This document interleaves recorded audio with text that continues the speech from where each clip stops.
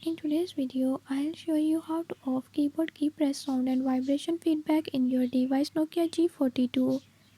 In this video, I'm gonna tell you how you can do it. Before I start, if you're new to my channel, don't forget to subscribe and hit the bell icon. Watch complete video and learn how you can do it. Let's watch the video.